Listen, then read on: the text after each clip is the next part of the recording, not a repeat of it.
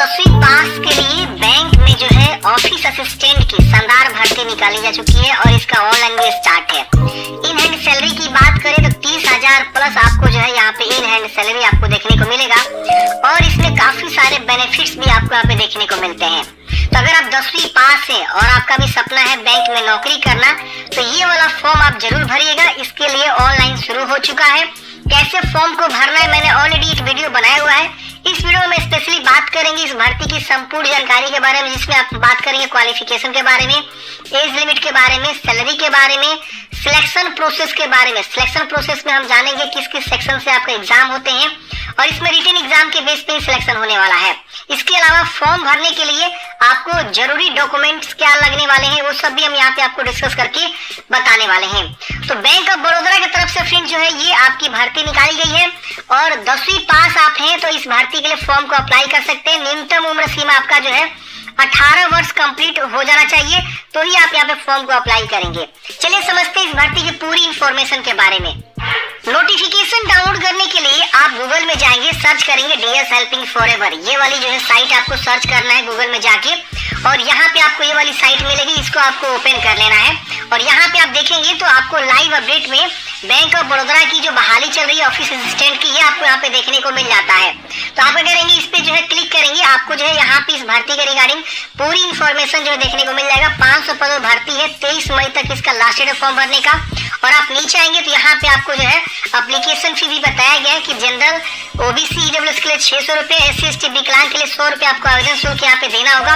इसके अलावा आप नीचे आएंगे तो यहाँ पे आपको जो है अप्लाई करने का भी वीडियो देखने को मिल जाएगा। आप यहाँ से इस वीडियो को देख के जो है अप्लाई का पूरा प्रोसेस समझ सकते हैं। यहाँ से जो है अप्लाई लिंक पे आप जा सकते हैं और लॉगिन का भी लिंक है और यहाँ पे आपको ऑफिशियल नोटिफिकेशन का भी आपको लिंक देखने को मिल जाता है। तो चलिए हमने यहाँ पे नोटिफिकेशन को डाउनलोड कर लिया है, पूरी इंफॉर्मेशन को समझेंगे। ये इसका एडवर्टाइजमेंट नंबर आप यहाँ पे देख सकते हैं। 3 मई से फॉर्म स्टार्ट है, 23 मई तक आप फॉर्म को अप्लाई करने वाले हैं और यहाँ पे आपको बताया गया है स्टेट वाइज वैकेंसी, किस राज्य में कितनी बहाली है। तो यहाँ पे पूरे राज्य को मिला के 500 पदों बहाली है और यहाँ पे देख सकते हैं अलग अलग राज्य का यहाँ पे जो नाम भी दिया हुआ है, किस राज्य में कितनी बहाली है। अगर हम बात करें बिहार में तो बिहार में 23 बहाली है। इसकी वजह से देखेंगे तो दिल्ली में 10 बहाली है, गोवा में 3 है, गुजरात में 80 है, हरियाणा में 11 है, झारखंड में 10 बहाली, कर्नाटक में 31 है, केरल में 19 है, मध्य प्रदेश में 16 है, महाराष्ट्र में 29 है। इस तरह से आपको जो है अलग अलग स्टेट वाइज बहाली है। आप जिस भी स्टेट से फॉर्म भरना चाहते हैं उस स्टेट से फॉर्म को अप्लाई कर सकते हैं, लेकिन शर्त यही है कि आपको जो है उस राज्य का लोकल लैंग्वेज लिखना पढ़ना बोलना आना चाहिए। जैसे बिहार का लोकल लैंग्वेज क्या है, हिंदी है, तो आपको हिंदी लिखना पढ़ना आना चाहिए। अगर आप गुजरात से फॉर्म भरना चाहते हैं जहाँ पे 80 पद है तो यहाँ का लोकल लैंग्वेज गुजराती होता है, तो गुजराती आपको लिखना बोलना पढ़ना आना चाहिए। झारखंड का लोकल लैंग्वेज हिंदी होता है, आप अप्लाई कर सकते हैं, लेकिन वहाँ का लोकल लैंग्वेज कन्नड़ से आप अप्लाई कर सकते हैं, कर्नाटका से, तो वहाँ का लोकल लैंग्वेज आपको पता होना चाहिए। तो ये आपको यहाँ पे टर्म कंडीशन है। उत्तर प्रदेश में देखेंगे 83 पद है, तो यहाँ का लोकल लैंग्वेज हिंदी होता है, तो आपको हिंदी लिखना पढ़ना आना चाहिए। तो ये यहाँ पे आपको जो है वैकेंसी का जो है ये रूल है। अब बात करते हैं यहाँ पे आपका एलिजिबिलिटी क्राइटेरिया। तो सबसे पहले क्वालिफिकेशन की बात करें तो आप 10th पास होने चाहिए। न्यूनतम आपका जो क्वालिफिकेशन 10th है। अगर आपने 12th भी किया हुआ तो भी फॉर्म भर सकते हैं, ग्रेजुएशन किया तो भी फॉर्म भर सकते हैं, लेकिन कम से कम 10वीं आप पास होने चाहिए। और आपको यहाँ पे बताया गया, देखिए लोकल लैंग्वेज जो है उस स्टेट का यूनियन टेरिटरीज का जो है आना चाहिए, जो कि मैंने आपको पहले ही बता दिया कि जिस भी राज्य से फॉर्म भरना चाहते हैं उस राज्य से आप फॉर्म भर सकते हैं, लेकिन शर्त वही है कि वहाँ का लोकल लैंग्वेज आपको जो है बोलना पढ़ना लिखना आना चाहिए। 500 पदों बहाली है, न्यूनतम उम्र सीमा 18 वर्ष रखा गया, मैक्सिमम 26 वर्ष रखा गया है। और यहाँ पे जो पद का नाम है वो है ऑफिस असिस्टेंट। यहाँ बात करें, अभी हम बात करेंगे 26 वर्ष से अगर आपका ज्यादा है तो भी फॉर्म भर सकते हैं, लेकिन यहाँ पे कुछ टर्म कंडीशन है।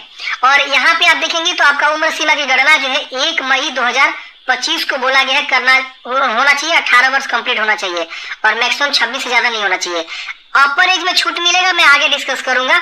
यहाँ पे बात करते हैं सैलरी के बारे में और रोल ऑफ रिस्पॉन्सिबिलिटी, आपको काम क्या करना है। देखिए यहाँ लगा हुआ पियोन का काम, आपको पियोन का भी काम यहाँ पे देखने को मिल सकता है। जैसे कि आपको मान लीजिए पानी पिलाना हुआ या कोई भी डॉक्यूमेंट्स को जो है कुरियर करना हुआ या डॉक्यूमेंट्स को इस ऑफिस से उस ऑफिस में पहुंचाना, तो यही आपका काम होता है। यहाँ पे आपको जो है वर्क को असाइन करा जाएगा मैनेजर के द्वारा या किसी न किसी वहाँ के क्लर्क के द्वारा, तो आपको वो वाला काम जो है करके देना होगा।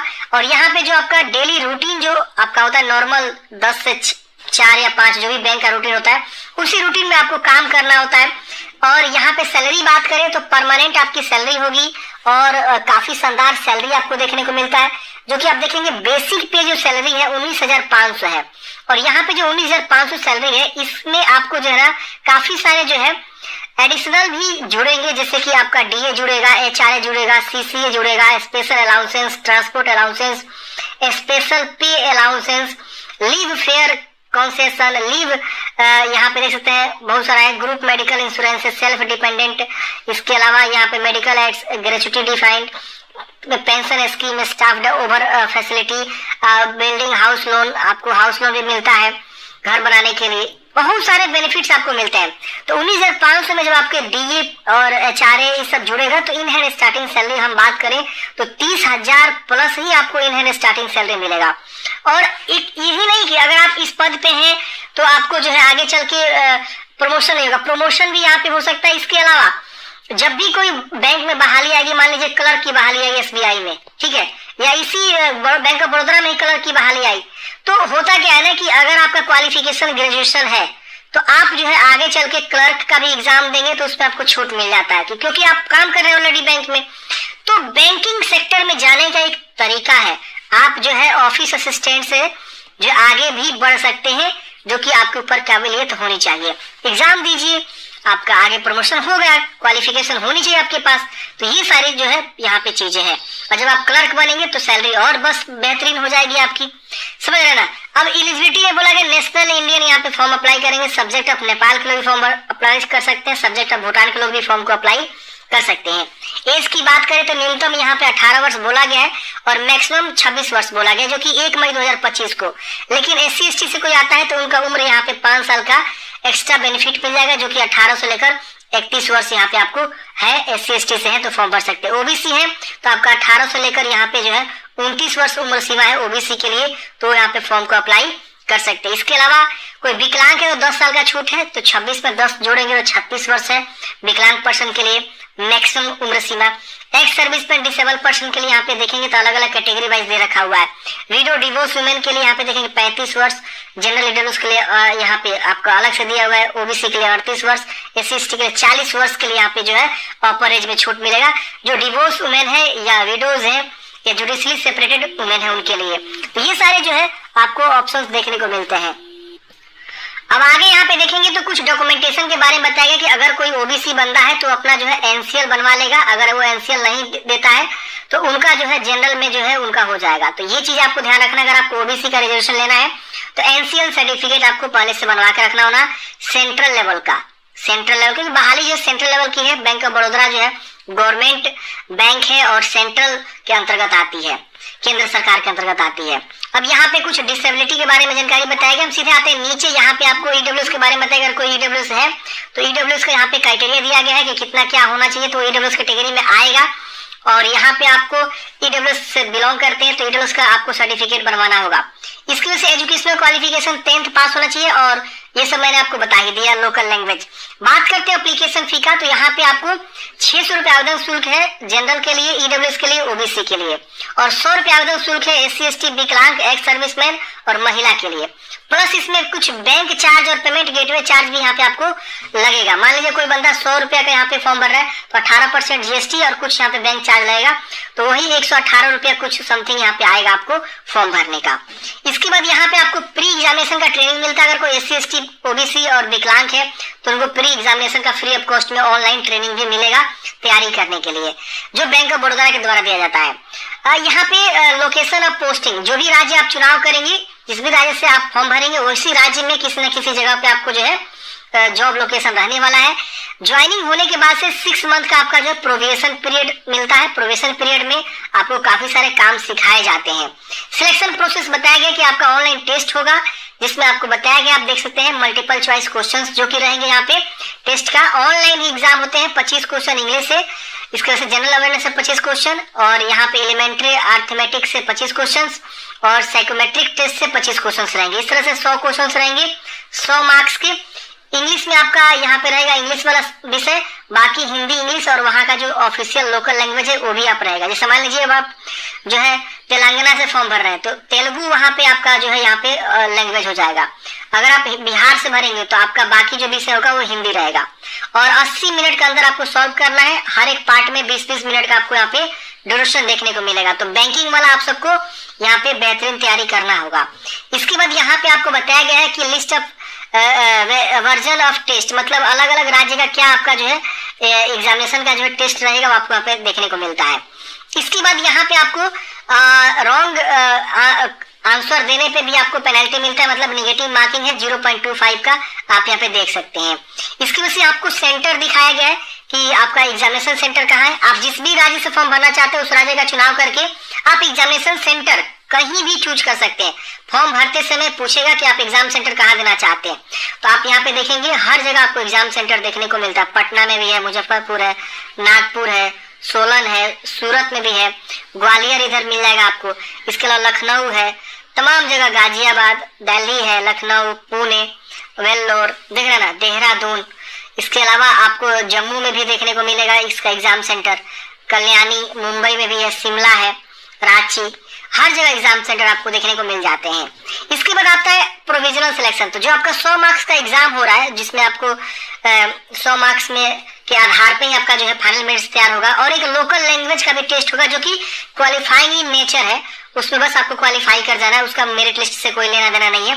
बस आपको ऑनलाइन जो एग्जाम हो रहा है ना 80 मिनट का, जो आपका यहाँ पे 20-20 क्वेश्चन जो मिल रहा है उसी को सॉल्व करना है। ये वाला जो आपका है मैं आपको एक बार और दिखा देता हूँ। इस पे ये आपको 25-25 मार्क्स का जो 100 मार्क्स का क्वेश्चन है इसी को आपको जो सॉल्व करना है 80 मिनट के अंदर, और इसमें जितना अच्छा परफॉर्मेंस करेंगे उसी के आधार पे आपका फाइनल सिलेक्शन होने वाला है। ये आपको समझ में आ गया। अब यहाँ पे आप नीचे आएंगे तो आपको फॉर्म भरने के लिए जरूरी डॉक्यूमेंट्स क्या क्या लगेंगे। देखिए, फॉर्म भरने के लिए सबसे पहले आपको एक फोटोग्राफ चाहिए, इसके बाद आपको सिग्नेचर चाहिए, इसके बाद आपको जो है 10th का मार्कशीट या सर्टिफिकेट कोई भी आप अपलोड कर सकते हैं। इसके अलावा SC/ST से आप आएंगे तो अपना जो है जाति सर्टिफिकेट, OBC से आएंगे तो अपना NCL सर्टिफिकेट, और अगर आप EWS से आएंगे तो अपना EWS सर्टिफिकेट यहाँ पे आपको अपलोड करना है। फॉर्म भरते समय अपलोड करने हैं। अब यहाँ पे जो भी ये PDF है, मतलब ये जो भी आपका डॉक्यूमेंटेशन है, इसको जो है 500 KB से कम PDF में आपको जो है अपलोड करनी है। और फोटो सिग्नेचर का गाइडलाइंस अलग है, मैं आपको दिखा देता हूँ फोटो सिग्नेचर का गाइडलाइंस क्या है। तो ये देखिए, आपका फोटो सिग्नेचर जो है बोला गया पासपोर्ट साइज होना चाहिए, और इसके बाद से यहाँ पे आपको बोला गया है कि वो जो है आपका 20 से 50 KB के बीच होना चाहिए। सिग्नेचर बोला गया है 10 से 20 KB के बीच होना चाहिए, और एक लाइव फोटो भी आपको खींचना है। तो मैंने एक फॉर्म भरने का अलग से वीडियो बनाया हुआ है, वो वीडियो आप देख लीजिएगा तो आपको समझ में आ जाएगा कि लाइव फोटो कैसे खींचना है। ये वाला वीडियो है और इसका मैंने अप्लाई लिंक भी डिस्क्रिप्शन बॉक्स में आपको प्रोवाइड कर दिया। ये वाला वीडियो आप देखेंगे तो इसमें आपको सारी जानकारी देखने को मिल जाएगा, लाइव फोटो कैसे खींचना है। आप मोबाइल से भी लाइव फोटो खींच सकते हैं। तो आई होप फ्रेंड्स आपको इस बहाली के बारे में पूरी जानकारी समझ में आया होगा। और भी किसी प्रकार की बहाली का आप जो है सर्च करना चाहते हैं तो इस वेबसाइट पे आप विजिट करेंगे DS हेल्पिंग पे, और यहाँ पे तमाम वैकेंसीज आपको देखने को मिलती है। यहाँ से आप जो है वैकेंसी को देख के फॉर्म को अप्लाई कर सकते हैं। मिलते हैं फ्रेंड्स किसी नेक्स्ट वीडियो में। जय हिंद, आपका दिन शुभ हो।